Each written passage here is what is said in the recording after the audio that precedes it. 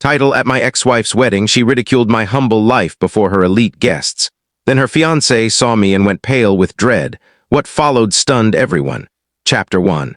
The unexpected invitation. It had been half a decade since our marriage ended. 5 years since she left our cozy two-bedroom house for a world of opulence, prestige, and glittering parties. Her parting words stung like a slap. "You were never enough for me." I didn't argue. I didn't plead for her to stay. I let her walk away silently without a scene. The ache, though, clung to me, a quiet weight in every space I entered for far too long. Until one day it faded. I pieced my life back together, not in a showy, social media-worthy way, but in one that felt real. My small woodworking shop, built from nothing, began to thrive. My hands stayed busy, my soul at ease, my friends true. I lived simply, contentedly, authentically. Then, a week ago, an envelope arrived. Ivory with intricate gold lettering, extravagant. A wedding invitation from asterisk her asterisk. Alina. I stared at it, puzzled at first, then faintly amused. Was it sent by mistake? Or was it her cruel way of flaunting her new life? Curiosity gnawed at me. I RSVP'd. Yes.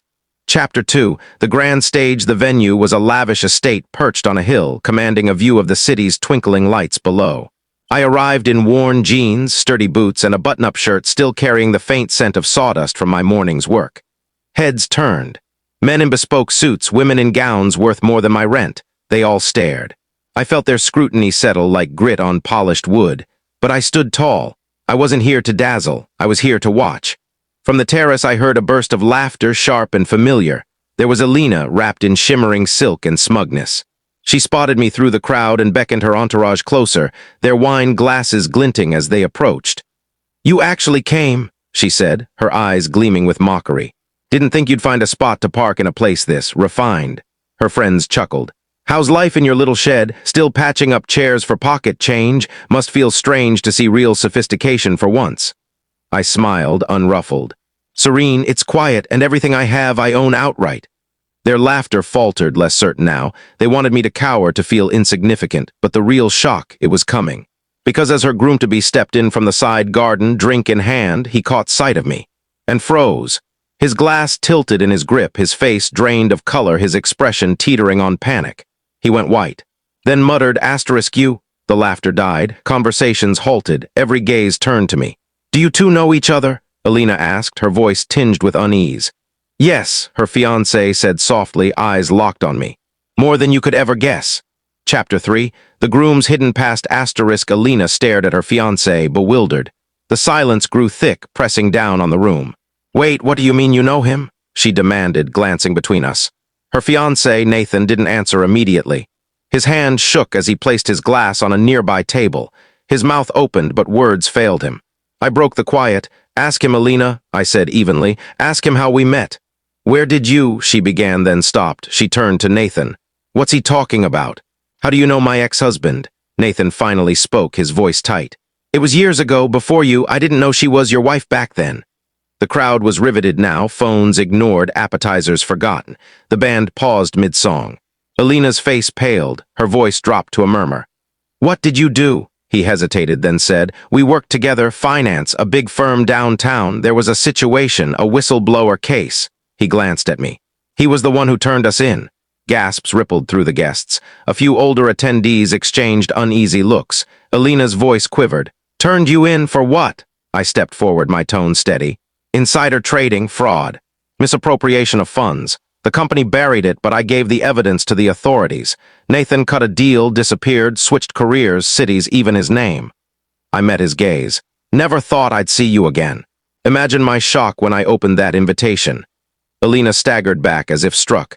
You're a criminal. You lied to me." Nathan's voice grew frantic. "I didn't lie. I protected us. That life is behind me. I rebuilt everything." "On a bed of deceit," I interjected. "Fitting, isn't it? She left me for glamour after all." The words landed like a blow. Alina's eyes widened. "You knew who he was this whole time. You planned this." I shrugged. "Let's just say I trusted fate. And fate asked me to RSVP." Chapter 4.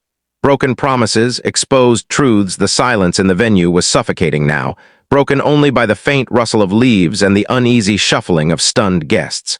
Nathan looked as if he wished the earth would swallow him.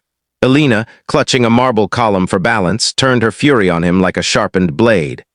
You swore your past was clean. You said you had no secrets. Nathan stepped toward her, hands raised. I had to lie. If I'd told you the truth, you'd never have given me a chance. You wanted a man with power, status, wealth. She flinched, stung not by betrayal this time, but by the truth.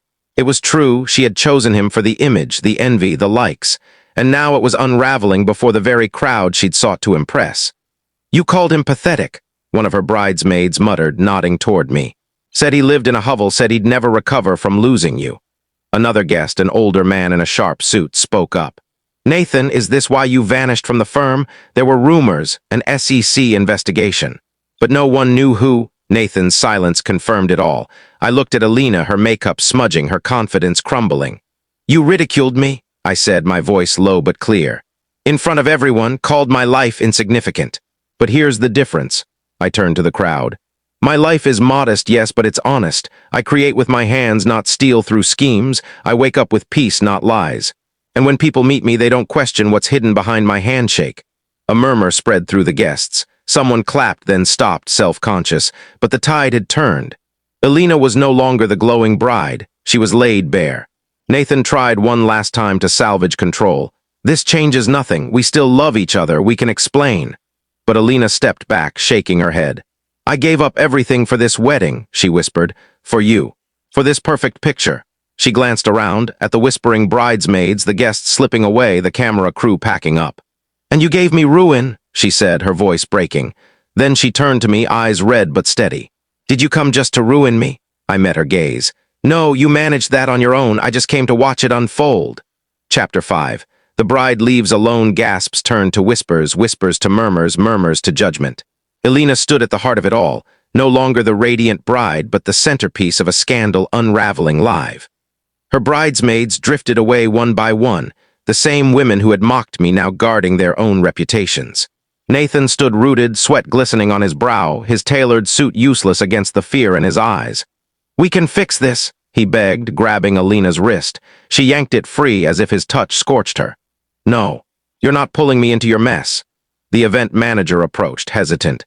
Mrs. Alina, do you want to proceed with the ceremony? The silence that followed was heavier than anything before. Alina blinked, taking in the scene, the photographer packing up, the caterers lingering awkwardly, the empty seats where guests had quietly left. The gossip was already spreading like wildfire. She looked at Nathan, the man she'd staked her future on. Then at me, not with anger or resentment, but with a dawning regret. She'd traded love for status, truth for appearances, and lost what truly mattered. Without a word, she tore off her veil, letting it drift to the floor. Then she walked alone down the aisle meant for her new life. Nathan chased after her, shouting her name. No one stopped him. No one followed. The ceremony was done, but the consequences were just beginning. I turned to leave as calmly as I'd arrived, but Alina's aunt stopped me near the exit, her eyes kind and knowing. You've changed, she said. So has she, I replied. But I grew, she nodded. I hope she learns what she let go. I didn't respond. Some truths come too late, and some stories don't need vengeance when honesty cuts deep enough. Epilogue. A New Horizon * 3 years later, under a different sky. The Hilltop Scandal, as it came to be known, was whispered about in high society. A dazzling bride, a disgraced groom, and an ex-husband who arrived looking ordinary but left with his honor intact. I never shared my side. I didn't need to. Truth, like fine craftsmanship, speaks for itself. Nathan's new ventures collapsed under scrutiny. Old cases were reopened, deals unraveled, alliances dissolved. His wealth seized, frozen, gone. He fled to another city, starting over yet again. But his name, now a warning, his face, a quick search away. Alina's fall was quieter. She tried to reclaim her place among the elite, but respect is fleeting when trust is gone. Invitations stopped coming. Her name became a whisper to avoid.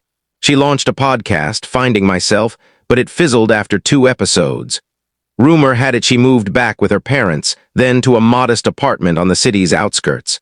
She took a marketing job, simple, unremarkable. For the first time, she lived the life she once scorned. As for me, I stayed small. My woodworking business grew steadily. I hired 3 young men, all eager to learn, none born into privilege. We built homes, not just furniture. I taught them patience, the value of quiet honesty. They say revenge is a dish best served cold, but I never sought revenge. I just lived well, that was enough. One day, while finishing a custom cabinet, a letter arrived. Ivory envelope, no sender's address. Inside, a note. You were right about it all. I hope you found the piece I pushed away. Alina, I folded it, tucked it away. Did I feel something? Yes, but not anger, just closure. Some chase, wealth, and illusions I build with cedar and steel. And I rest easy every night. Was this justice well earned? Share your thoughts below. If this story resonated, pass it on to someone who needs its spark, and follow Lauren's Tales for more gripping stories of betrayal and truth. Because here, every deception meets its reckoning, and every betrayal casts a shadow. Stay wise, stay resilient, and stay tuned.